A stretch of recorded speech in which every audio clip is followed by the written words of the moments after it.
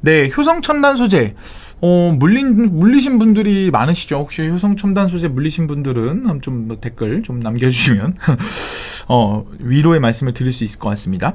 자, 1개월 동안 7% 빠졌고요. 6개월 동안 14%, 1년 동안 40%나 빠졌고요. 2021년 9월 24일 고점 대비로는 무려 60% 가까이나 빠졌습니다. 시총은 현재 기준 1조 6천억입니다. 왜 이렇게 많이 올랐을까요? 당시에 수소 관련된 기대주로 주목을 받으면서 좀 올랐습니다. 하지만 수소 관련된 기대 성장주로서의 어떤 밸류에이션을 평가받았다가 그런 평가가 좀 빠지면서 고점 대비 60%나 빠졌다. 이건 빠진 종목을 왜 설명하고 있어요? 그럼에도 불구하고 이런 종목들은 굉장히 공부할 필요가 있다. 공부할 가치가 있는 기업이다. 이렇게 평가를 합니다. 자, 오늘 전날 2분기 어저께 2분기 실적을 발표했습니다. 매출은 1조 248억 원이고요. 컨센서스에 부합했습니다. 영업이익은 976억 원으로 역시 컨센서스에 부합했습니다. 자, 최첨단 소재 전문 기업으로 변신한 기업이죠.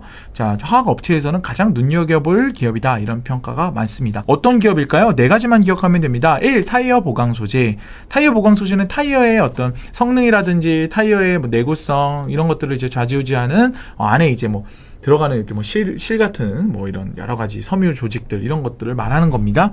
자, 1968년에 국내 최초로 나일론으로 된 타이어 코드를 생산한 그런 역사를 갖고 있습니다. 자, 타이어 보강제 일괄 생산 공급 체제 갖춘 세계 최대 회사입니다. 그래서 타이어 보강제로서는 효성 첨단 소재가 거의 1등이다. 근데 시장 점유율 자체가 1등이다 이건 아니고요. 타이어 보강제라는 게 종류가 여러 가지이기 때문에 이 시장 점유율을 다 측정할 수가 없어요. 네, 그런 측면이 있다.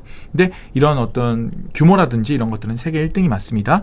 자, 탄소 섬유. 탄소 섬유는 원래 일본이 잘 하던 그런 특수 소재지 않습니까? 근데 국내 최초로 자체 개발한 고성능 탄소 섬유. 요 이름도 있네요. 탄섬이라고 합니다. 일본이 앞서던 탄소 섬유 시장에서 추격전을 벌이면서 지금 빠르게 따라잡고 또 의미 있는 그런 진전을 이뤄내고 있습니다. 아라미드 혹시 들어보셨나요? 이 방탄 조끼나 이런 데도 사용을 하고 또 광 케이블에도 사용하는 그런 특수 섬유입니다. 특수 섬유인데 2003년에 자체 기술을 개발하고요. 2009년에 상업화를 성공했습니다. 그래서 아라미드의 매출 비중도 계속 높아지고 있다. 그러니까 이런 신사업들이 지금 기존의 타이어 보강 소재를 빠르게 대체하면서 회사의 포트폴리오가 달라지고 있는 기업입니다. 그런 것들이 이제 주가 상승에 영향을 끼친 것이고요. 스판덱스는 이거 효성 TNC 아니에요? 라고 생각하실 텐데 효성 첨단 소재도 있긴 있습니다. 운동복 등에 쓰이는 신소재죠. 이렇게 쫀득쫀득하고 여러분들 그 레깅스 맞나? 레깅스 맞죠? 네, 레깅스나 이런 것들에 싸구려 레깅스는 아니고요. 싸구려 레깅스는 없어요. 고급 레깅스 제품에만 들어가 있습니다. 그래서 이거 일부만 이렇게 써서 스판덱스가 들어가면 더 가격이 비싸고 그래서 고급 아웃도어 의류라든지 레깅스 이런 제품들에 많이 쓰이는 스판덱스. 효성 TNC가 주로 하는 건 맞습니다만 여기도 베트남 공장에서 세계 7위의 생산 능력을 보유하고 있습니다. 네, 유튜브와 네이버 TV를 통해서 1000명 이상 분 함께 해주고 계십니다. 감사합니다. 자, 어떤 소재들인지 좀 더 자세히 살펴볼게요. 이거 지금 이 자료는 화면상 자료는 효성 첨단 소재 2분기 실적 발표 자료에서 발췌한 자료인데요. 자, 매출액이 지금 빠르게 늘고 있습니다. 그래서 8,262억 원 타이어 보강제 매출이 이렇게 나오고요. 영업이익률도 10% 이상으로 잘 지켜내고 있다. 그러니까 원자재 값이 상승함에도 불구하고 영업이익률을 잘 지켜내고 있다는 게 핵심입니다. 자, 그리고 요게 지금 타이어 보강제고요. 요런데 이제 에어백에도 쓰입니다. 에어백에도 쓰이는 에어백 그 관련된 섬유 조직 이런 것도 만들어내는 회사고요. 아라미드 탄소 섬유 이쪽에 있으니까 한번 보시면 되는데 솔직히 이런 소재 사진들 봐도 잘 모르겠다. 자, 기타에는 이제 스판덱스가 있는데 이거 베트남 쪽에 이제 투자해서 만들어낸 건데 연 53,000톤 생산 능력을 보유하고 있어요. 그런데 지금 시기가 좋지 않습니다. 그래서 중국 시장에서 원래 이제 수출을 많이 했는데 지금 이제 매출액과 수익성 모두 전분기 대비 악화했다. 이렇게 아주 냉정한 평가를 했습니다. 맞습니다. 자, 강점은 무엇입니까?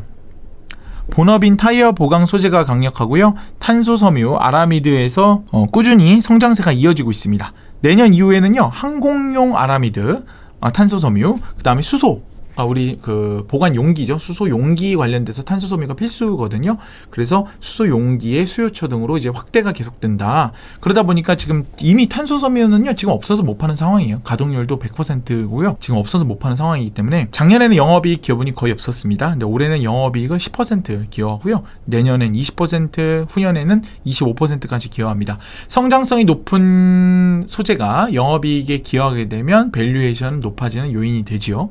자, 신사 사업이 돈을 벌어오는 화학 업종 내 매력적 종목이다. 그래서 슈퍼섬유로 꼽히는 탄소섬유와 아라미드의 실적 비중이 이렇게 높아지고 있다.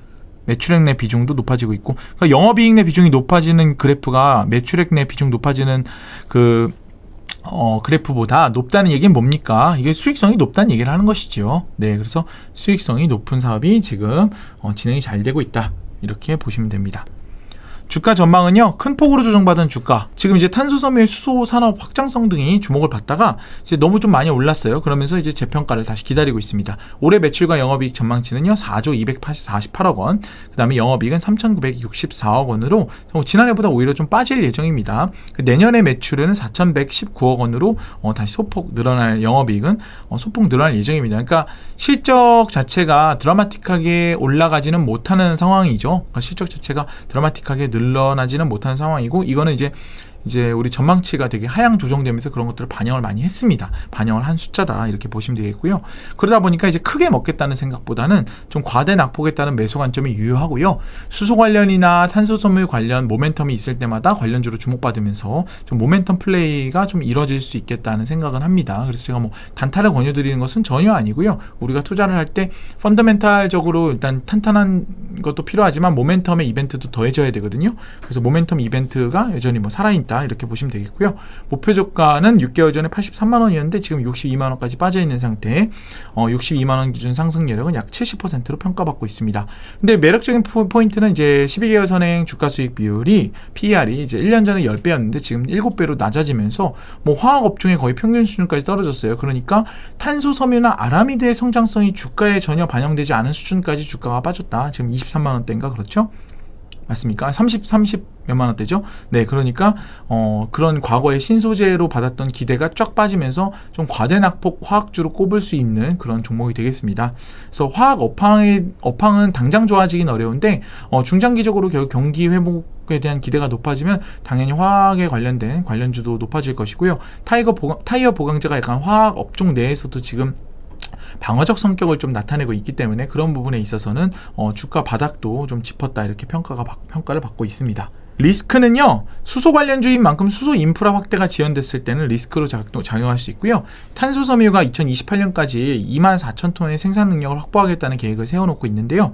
그러려면 매년 3,000톤씩 증설을 해야 됩니다. 근데 이 증설 속도가 늦어지거나 이렇게 되면 이에 대한 좀 리스크가 있을 수 있다. 근데 이제 이 증설 기대는 주가에 반영이 됐다가 빠졌던 것이거든요. 그래서 실제로 증설이 일어나면서 자연스럽게 주가가 다시 재평가될 가능성도 있습니다. 근데 회사 입장에서는요, 지금 이 증설이 지연될 가능성은 없다는 입장이더라고요. 그러니까 3,000톤이 아니라 더 늘려야 될 수도 있다는, 탄소섬유가 생각보다 너무 잘 팔리고 있어서. 네, 그다음에 스판덱스는 베트남 공장 부진한데 부진을 당분간에 좀 씻어내기는 어려워 보입니다. 이제 스판덱스 경쟁도 해야 되고 효성 TNC도 있고, 그리고 중국 쪽에 경쟁사들도 이제 나타날 것이고, 그렇기 때문에 스판덱스의 어떤 지배적 위치라는 게 유지되기는 어려워 보인다. 이게 그렇게 해서 스판덱스에 대한 기대는 조금 접어두는 게 좋겠다, 이렇게 평가가 나오고 있습니다.